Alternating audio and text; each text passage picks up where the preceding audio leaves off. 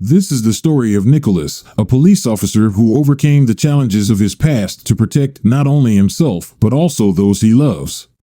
His life took a new turn when his father, whom he hadn't seen for many years, appeared at his doorstep. Can Nicholas overcome these new challenges and preserve his peaceful life? My childhood was difficult. I grew up with my father, and he treated me quite badly. I've always dreamed of breaking out, building my life, finding my love, and generally being a happy person. Fate played a cruel joke on me when I returned home from work and found my wife and father in the kitchen. I lost my job because of her deception, but she faced equally bad consequences. Hi, I'm Nicholas, a 28-year-old man, and I've been working in the police force for 3 years. My wife Carol is 25 years old, beautiful, and charming. We met at a party through a mutual friend when I was 24 and she was 21. A year later, we decided to get married. I proposed to her during our vacation in Florida, where I rented a yacht and made the proposal right there. She said yes, and the happiness I felt at that moment is indescribable. As a result, we've been living together for 2 years, bought a small house, and enjoy our time together. Carol works as a lawyer in a firm, and she has always dreamed of becoming a top-notch attorney. I support her in this endeavor. My dream was to become a police officer because as a teenager, I faced a lot of bullying and violence from local hooligans. I couldn't tolerate the injustices, and it fueled my determination to stand up not only for myself, but also for my wife. My father, Fred, was not the best role model. He constantly belittled me, and each bruise I got seemed to bring him pleasure. He was both physically and mentally abusive. My childhood was tough, especially after my mother passed away when I was 7 due to a serious illness. After her death, my father changed, started drinking heavily, and brought different women home regularly. Our modest home became a place of constant turmoil. The impression I have is that he cheated on my mother, though I can't confirm it. The fact that he brought a new woman into our home almost immediately after her death makes me suspect. My childhood was far from idyllic, and my father was a difficult person. I was relieved when I moved out at 17, and I hadn't seen him for almost 11 years until now. All these experiences influenced my decision to become a police officer. I'm now in excellent physical shape and can stand up not only for myself, but also for my wife. If I were to meet those who bullied me in my teenage years, I'm confident I could handle them. Carol appreciates the fact that I'm a serious and strong man. She has often told me that she feels secure with me, like behind a solid wall. In my daily life, I mostly patrol the streets or take calls, depending on the situation. Carol dedicates a significant amount of time to work in managing our household, and she excels at it. I believe she can be not only a great lawyer and homemaker, but also a wonderful mother. Whenever I bring up the idea of expanding our little family to Carol, she suggests waiting. She believes we need time to earn more money, buy a better house, and generally establish ourselves in life. I understand her perspective because if we have a child now and Carol stops working, my salary would barely be enough, turning our lives into a struggle for survival, which is something I want to avoid. So, I agree with her that it's too early for that. Our peaceful life was disrupted when my father, Fred, suddenly appeared at our doorstep. It was a Saturday evening, and Carol and I had just finished dinner, planning to watch an interesting movie, when there was a knock on our door. I went to check, and there he was, my father. I had not seen him in the last 11 years, and we hadn't even spoken. He is probably in his 60s, and despite his age, he looked presentable, certainly not like a homeless person. He came at me with hugs, and I reluctantly reciprocated. I asked him directly what he wanted. He explained that he was passing through the city and showed me a truck parked nearby. He works as a truck driver, transporting goods between states, and due to some problems, he could only pick up the cargo in 3 days. He asked if he could stay with me during this time. I wasn't thrilled about this visit. We hadn't seen each other in 11 years, and he never called or wrote, and now he casually comes and asks to stay in my house. It seemed absurd to me. I was glad he found a job and looked decent for his age, but coming to me with such a request without any prior communication, I just couldn't understand it. Before I could say anything, Carol intervened, having overheard the conversation. I asked her to wait in the living room, but Fred started telling her what he had told me. Carol, after a moment of contemplation, said, "Why not? You haven't seen each other for so long. You obviously have things to discuss." I exploded and confronted Carol, asking why she made such a hasty decision without discussing it with me. She gave a clear and concise answer: "I'm sure you need this. Just sit down and talk." I was infuriated.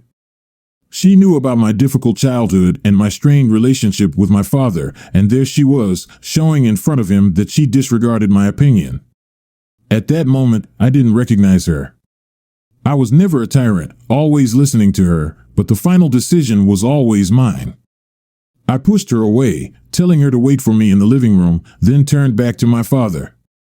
I told him to get out of my house and not to show up here again. If you want to stay overnight, sleep in your truck, but not in my house. His expression changed. Instead of warmth, I saw hatred and anger. That's when his true colors surfaced. I knew he wouldn't do anything to me. I was no longer the boy who couldn't stand up for himself, and I felt no shame in refusing him. I believe I did the right thing. Fred didn't say anything, he just silently left. I went back to Carol in the living room for a conversation, but she wasn't there. Instead, she was lying in our bedroom, turned away from me. At that moment, I realized she was upset with me. I had never raised my voice at her before, let alone used physical force. I understood all of that, but she shouldn't have meddled in my relationship with my father. That was my business, and I believe she shouldn't have interfered. Approaching her, I heard a faint snore. She was already asleep.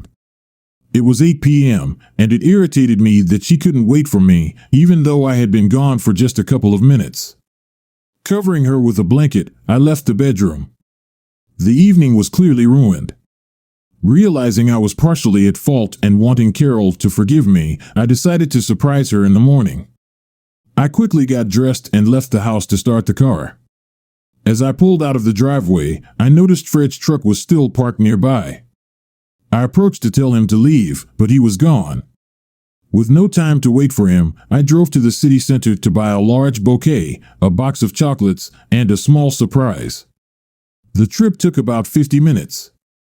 Upon returning home, the truck was gone. I did a quick cleanup and prepared the surprise with flowers, chocolates, and a note of apology, hoping Carol would wake up to realize that yesterday's incident was a minor misunderstanding and how much I loved her. I woke up at 9 a.m. to a call from work. They urgently summoned me for duty on a Sunday morning, and my already bad state was indescribable. Not only did an unpleasant incident happen yesterday, but today I had to go to work, even though it was supposed to be a well-deserved day off. Carol wasn't with me, and I thought she had woken up earlier to prepare a delicious breakfast for me, eggs with bacon and toast. But when I exited the bedroom, my surprise, which happened to be a large stuffed bear, lay untouched. It disappointed me. There was no one in the kitchen either, and the house felt empty. I couldn't understand why Carol had to leave urgently on a Sunday morning. It remained a mystery. I tried calling her, but her phone was unreachable. I also noticed something strange in the living room. The couch looked as if someone had slept on it. Perhaps Carol decided to move to the couch during the night. I decided to drive around the neighborhood. How could I work peacefully when I had no idea where my wife was? After almost 30 minutes of searching, I received a message from Carol. "Honey, Sarah and I went shopping. Don't worry. Love you." I lost my temper and went to work. The whole day was nerve-wracking. Why was Carol behaving like this?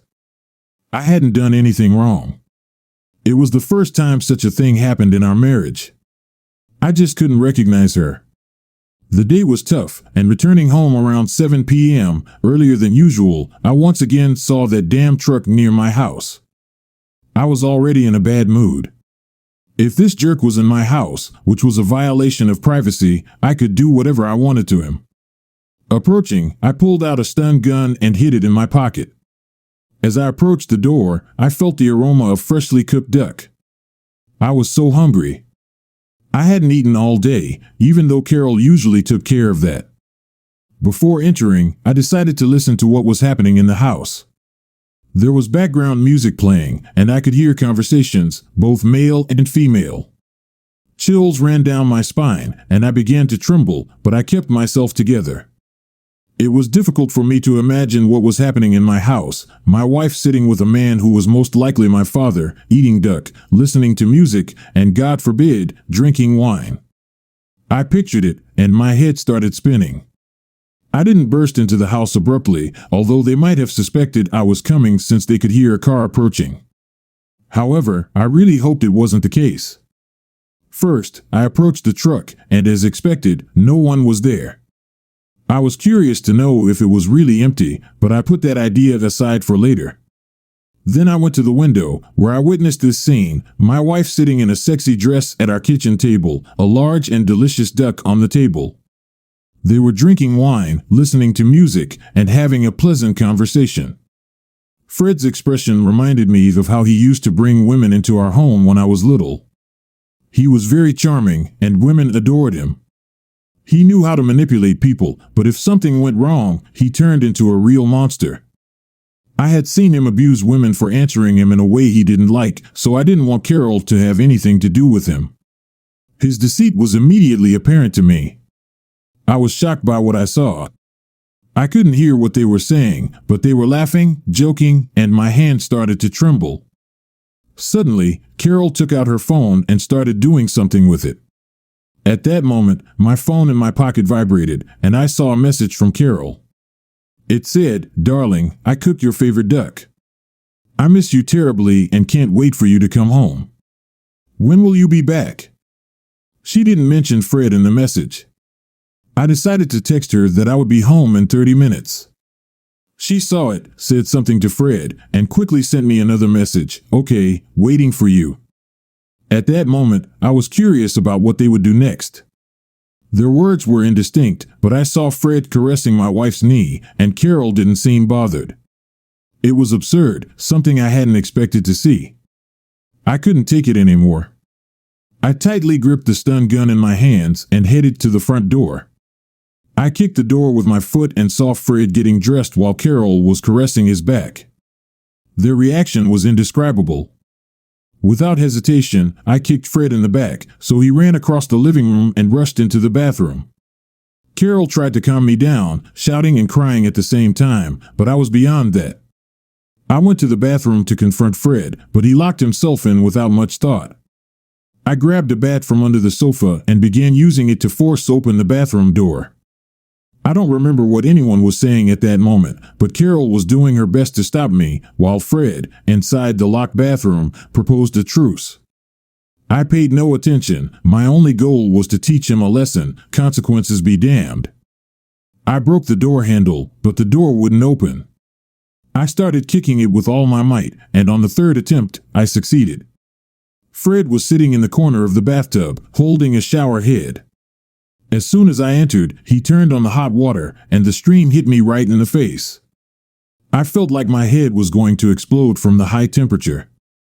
I quickly ran out of the bathroom into the living room and grabbed a chair. Carol wasn't in the living room at that moment. I threw the chair into the corner of the bathtub and heard a loud crash. The direction of the water stream changed. I quickly went in and grabbed a plunger that was near the toilet. I pressed the stinky plunger onto Fred's face, and he didn't even understand what happened because I did it so quickly. I also quickly grabbed him by the collar and dragged him out of the bathroom, then across the floor into the living room. Rage consumed me. I grabbed the first thing I found in my hand, which happened to be our wedding photo with Carol. I struck a couple of blows with that photo, and then I sat right on top of him, continuing to swing. I sat on him for a couple of minutes, and Fred's face was unrecognizable by then. Just as the police stormed into our house, they pulled me off Fred and put handcuffs on me. Carol, my wife, had called the police. A month later, I lost my job, my wife, and could have lost my freedom to some extent if not for my connections in the police. Carol called the police to my own house, knowing that I was a cop, understanding that I could lose not only my job, but also my personal freedom. But who knows, maybe it was the right decision because I could have just gone all the way and not gotten off so easily. On the other hand, my ex-wife could have refused to invite my father into our house while I was at work, knowing that I was against it. Fred ended up in the hospital with serious injuries and later filed a lawsuit claiming $100,000 for damages. Carol initially filed for moral compensation, alleging that I had been abusive and she was under my pressure. This, of course, is nonsense, and it will probably remain a mystery to me why she changed so much. The real nightmare was just beginning during the legal process. 2 months after the incident in my house, Carol made a sudden statement saying she was expecting a child from me and demanded that the court order me to pay $1,500 monthly for the child's upbringing and a comfortable life. I was shocked, but I accepted all the conditions. For 4 months, I was in depression, feeling like I had lost the most precious thing in my life, all because of my dad. But only after 4 months did realization start coming to me that I was being played as a fool. My friend Cynthia, an excellent lawyer with whom I had studied and kept in touch, met me. I had put my car up for sale online, and Cynthia, seeing my ad, decided to find out what was going on. When she realized that my life was falling apart, she immediately came to help. She was the only person who wanted to talk to me. Everyone, neighbors, friends, and colleagues, thought I was crazy and lying because what sane person would attack their father and claim that his wife was sleeping with his own father? It sounded absurd, right? With Cynthia, we spent an entire evening in a nice restaurant, and I told her everything in detail. When I finished my story and asked her, "Do you believe me?" she answered yes, and a tear automatically rolled down my cheek. Cynthia said she would call me the next morning. She declared that if her theory was correct, I could probably return to a comfortable life and start anew. I was intrigued, and I spent the entire night waiting for the day. At 10 a.m., Cynthia called me and told me to meet her at a local diner. I quickly got ready and went to meet her. Cynthia handed me papers where my signature was needed. It was a statement to appeal the court's decision. The thing is, Fred and Carol portrayed themselves as victims, claiming that I, being angry and irrational, had harmed them. All charges against me would be dropped if it turned out that Carol was pregnant, not with my child, but with Fred's. This would change the entire game in my favor. Why didn't I think of it right away? I don't know. Carol, on her social media, posted things comparing me to excrement. Because of this, I lost all my friends and had no support, not even someone who could guide me on the next step. On that very day, I filed the statement, and within a week, Carol had to undergo a DNA test, which showed that Fred, my dad, was the father of the child. This news shattered me completely. I never thought they would go so far. That evening, I immediately sent this news to absolutely everyone I knew. Because of this, Carol no longer looked like a victim. She appeared as a deceitful cheater trying to fool everyone. I received significant compensation and bought back my beloved car. I won't go back to being a police officer. I don't need it anymore. I decided to become a self-defense coach, promoting the idea to teenagers that fighting should only be in self-defense and conflict should be resolved with words. Carol had to leave the town and later the state because everyone here knew her and ridiculed her after losing the court case. Fred disappeared somewhere, but I don't care. I made it clear that it's better not to mess with me. Although deep down, I would like to talk to him. Cynthia and I started dating, spending a lot of time together, and you know what? I feel happy. I know that I will soon propose to her because we want a child. That's the story of my life, sad and even scary, but for me, it became a chance for a new beginning. I don't understand why Carol decided to do this to me, but it doesn't matter anymore. I am happy, and that's what matters the most. This is an impressive turn of events in your life. It's important that you were able to overcome all the difficulties and find your path to happiness and fulfillment. Your decision to help others through self-defense training and your desire for a fresh start speak volumes about your strength and kindness. I wish you success in this new chapter of your life and happiness in your relationship with Cynthia. Story 2. I don't want to brag, but I grew up in a very rich family. It so happened that I started doing business at the age of 16, and as you probably already understood, I have achieved excellent results. But at the same time, I do not have a family, and I never intended to build a serious long-term relationship until I met her. We got married, but 3 months later, our marriage broke up because of her infidelity. And now, I'll tell you why and what consequences she faced. I'm Martin, a 34-year-old guy. My wife's name is Elizabeth, or to be more precise, ex-wife. She was 5 years younger than me. I met Elizabeth about 9 months before our wedding at a friend's party, and I was immediately captivated by her beauty. As we got to know each other, she revealed her easygoing nature and desire to live independently. I was the one who could give it to her because, after all, I have a successful business that brings me 6-digit zeros annually. It didn't even bother me that my friends and acquaintances didn't speak of Elizabeth in the best light. To put it simply, in the past, she was a fierce party girl and not a faithful one. But that didn't stop me because it seemed to me that I knew her from a completely different side. And to be honest, my ego played a role here because I always thought that I understood people in Betas. I was 34 years old, I devoted most of my life to my favorite business, and I already wanted to build a family. 6 months later, I was sure that she was the one I wanted to marry. I proposed while on vacation on a private island, and we had a grand wedding that the whole city was talking about. The media coverage and public attention were overwhelming, and everyone seemed to want to be a part of our fairy tale romance. On the day of the wedding, Elizabeth and I decided to set aside separate rooms for our personal space, realizing the importance of individuality in marriage. We respected each other's aspirations and provided space for personal growth. Trust was crucial in our relationship, allowing us to maintain each other's well-being and maintain a healthy balance between our personal lives and those of a couple. What an idiot I am. More on this later. To celebrate our wedding, I organized a cruise for Elizabeth and her friends, believing that it would give her the freedom to enjoy special moments with her closest people. Despite her constant partying and late nights, I believed in her happiness and well-being. However, her behavior had a negative impact on our relationship. My wife confessed to me that she did not come from a rich family like me, and adapting to our rich lifestyle was too much for her. I tried to understand her point of view and decided to give her more time to adjust to the role of a rich man's wife. It's been almost 3 months since our wedding, and Elizabeth still lives in a separate room. Although we share moments of love and passion, there remains an emotional distance between us, which makes me wonder if there are deeper problems here.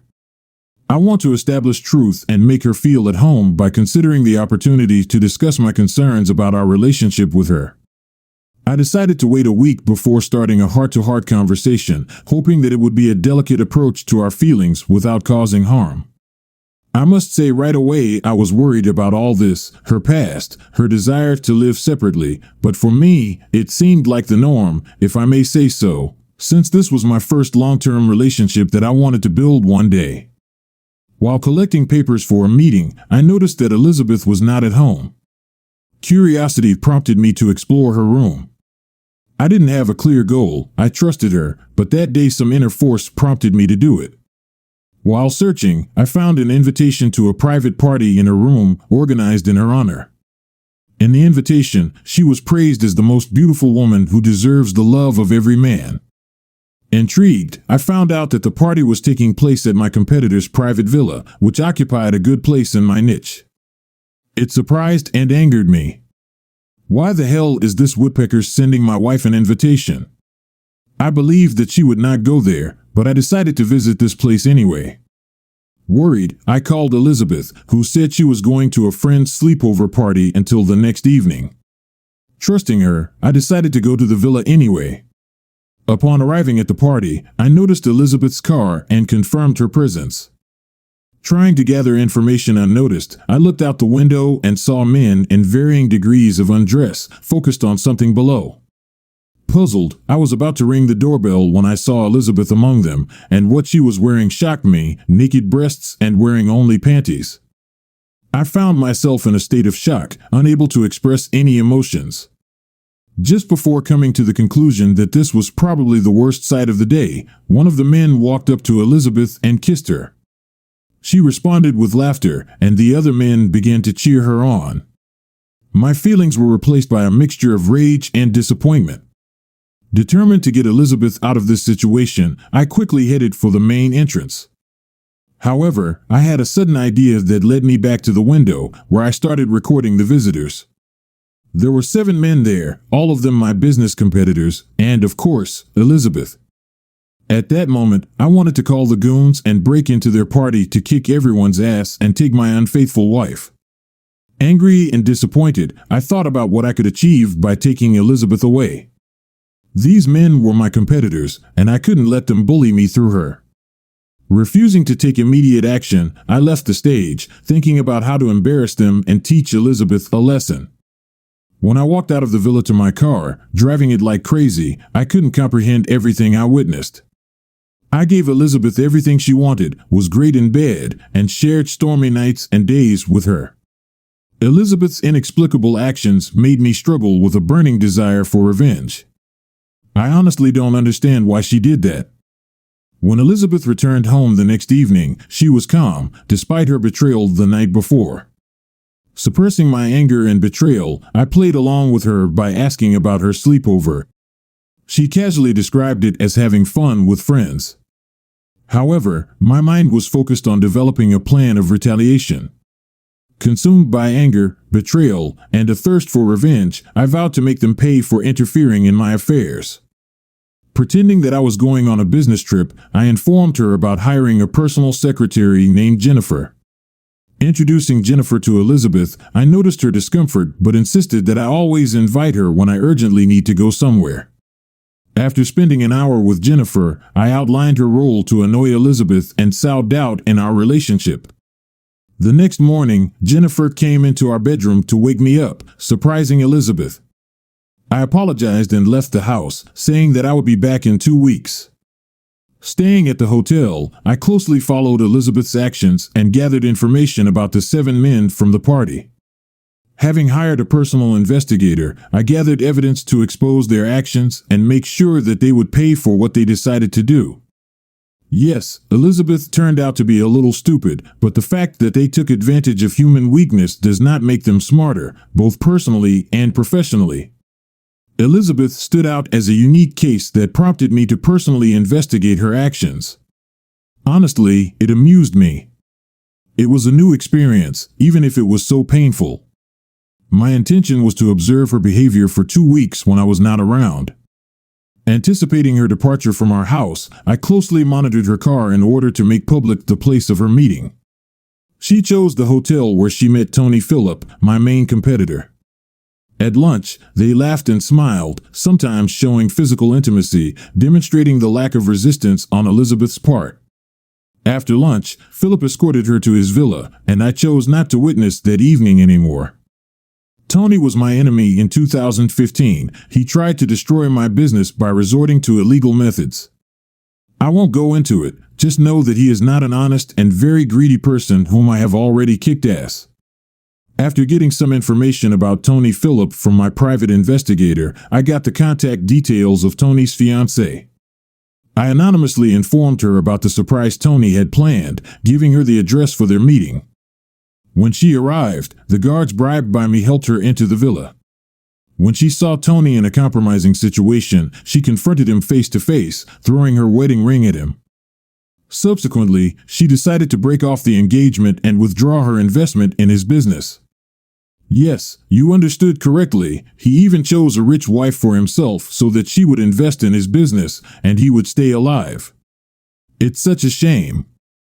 Subsequently, I applied a similar approach to other men, exposing their infidelity and making sure they faced the consequences. The last surprise for Elizabeth was that I decided to get this whole company back together. At the same time, I invited Elizabeth, portraying her as the only woman who understood them and did not condemn them because all the guys had lost their wives and did not understand how they found out about their infidelity. The party was held in the villa. I gave the guard $10,000 to set up hidden cameras in the entire villa on his own. There were about 70 of them, and they were even in the toilet. When the event started, I initiated a live broadcast available to everyone. The screens of my company and other companies displayed the unfolding events, revealing the indiscretion of the participants. I also want to mention that their phones were seized at the entrance. I made sure that they did not know about the broadcast so that they thought it was a private party. The ensuing chaos of ringing phones added to my satisfaction that their professional and personal lives were on public display. Reflecting on the 2E investigation into Elizabeth, it became obvious that her feelings for me were insincere. It seems that she was guided by the financial benefits and privileges associated with being my wife.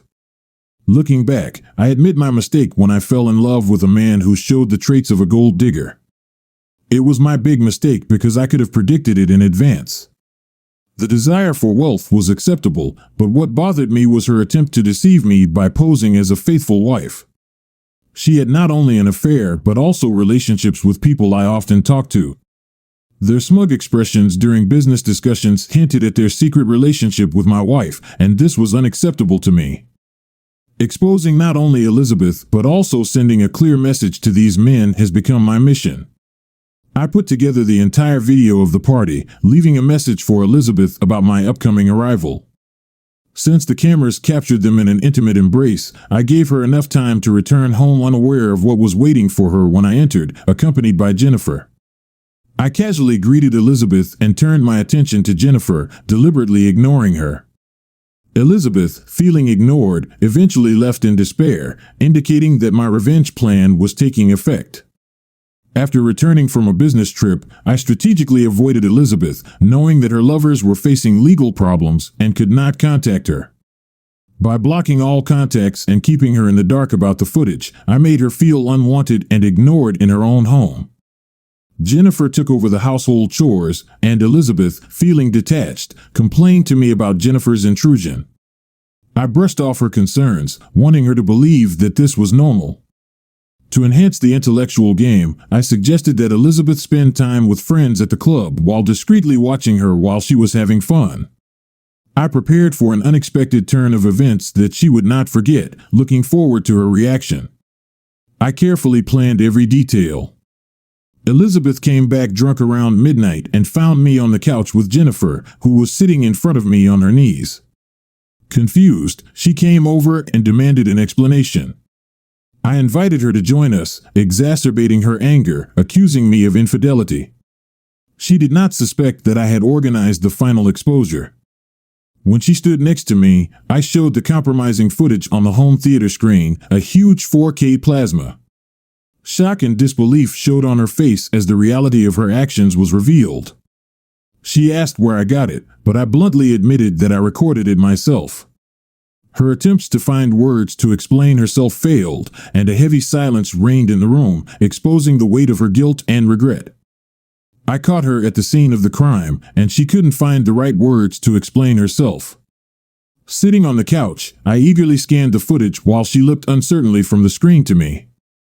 It was unclear whether the situation upset me or amused me. Commenting on what happened, I expressed my appreciation for her interaction with one of the people, a skill I admired. I motioned for her to join me to view all the footage together, and she reluctantly complied, watching with her head bowed, fully aware of her significant mistake. During the playback of the video, I noticed discomfort on her face, indicating regret and understanding of the impending consequences. After subjecting her to a 2-hour viewing, I noted that it was funny, highlighting her amazing connections with close friends who seemed to feel comfortable in her presence. Elizabeth, realizing the seriousness of her actions, remained silent, only apologizing meekly. She explained that these men had convinced her to spend the night with them. Faced with pressure to keep them from winning, she attended the party. Impressed by her ability to fabricate a story, I pretended to agree, suggesting that she could use our marital status to avoid the situation. However, she stated that she did not want to tarnish my reputation and continued her convincing game. Feigning sympathy for her apparent sacrifice, I directed her to the dining table for water. Putting the glass down on a piece of paper, she found the same invitation that she had hidden under the dresser. The glass slipped out of her hands and smashed on the floor. At that moment, she realized that there was no point in making up stories since I was already aware of her actions. Collapsing to the ground, she burst into tears, but tears were not salvation. After forcing her to confess everything, I made the painful decision to kick her out of the house despite her pleas for another chance. I remained resolute, realizing that forgiveness was not an option. It was a difficult choice, but I knew it was necessary, not wanting to make room for a scammer in my heart and home. She begged for forgiveness, explaining her actions by saying that she could not think clearly and was influenced by the wealth of those involved. However, learning from my past, I stood firm, knowing that such mistakes should not be repeated in order to preserve my own well-being and self-esteem in the future. I have made a personal commitment that if I ever have feelings for someone new, I will carefully assess whether they are suitable to become a part of my life. This valuable lesson was a direct result of the betrayal I experienced from Elizabeth. Within a week of learning about her infidelity, I immediately asked my lawyer to prepare the divorce papers, ensuring that she would not receive any rights from me because of the chaos she had brought into my life. In order to expose her actions and bring her to justice, I took measures such as distributing photos and videos of her cheating in the media, which tarnished her reputation. I also warned large companies in advance against hiring her, and I continued to assign a private investigator to monitor her activities, maintaining awareness of her actions. My intention was to convey to her the problems she would face without me and make her regret the consequences of cheating. I also took steps to prevent her from easily finding a place to live and subjected her to insults when looking for a job. Despite her refusal to agree to a consensual divorce and her insistence on alimony, I was amused by her audacious demands for money and property. She even resorted to deception, falsely claiming pregnancy in order to receive child support and property in the name of the child. I countered this by requesting a DNA test, which eventually revealed her lies and led to a defamation case along with divorce proceedings. Elizabeth, who initially seemed like a wonderful woman, turned out to be motivated by financial gain, which explained her initial reluctance to share a living space. The realization was painful, but I am grateful that I revealed her true intentions before the situation escalated. The saying "love is blind" takes on a personal meaning for me, encompassing both blindness and insecurity. By embarking on this difficult path, Elizabeth not only ruined our marriage, but also tarnished my reputation. The judgmental looks and mocking expressions on the faces of others weigh heavily on me, adding to the difficulty of overcoming the consequences of such a devastating revelation. Eventually, Elizabeth returned to her parents' small town. As far as I know, she got a job as a waitress at some local bar. I'm not gloating over her, I really feel sorry for her. She could have built a happy future for herself, we could have had children. But she made her choice, and I think that these are not such harsh consequences that she could face. Maybe I'm a kind person, and it's for nothing, but I won't change my kindness. I believe that real heights are achieved by the person who is kind and happy. This situation did not make me look askance at all women. On the contrary, I understand that I will soon be able to find the one with whom I can live a long and happy life. Martin's story is filled with complex emotions and disappointments, and I believe the hero's reaction to betrayal was largely emotional and not always rational. Instead of seeking revenge, Martin could have turned to a conversation with Elizabeth to understand the reasons behind her actions and find ways to solve the problems that arose. Of course, betrayal and infidelity evoke pain and disappointment, but it is important to maintain composure and mindfulness in such situations to avoid making impulsive decisions that could cause even greater harm.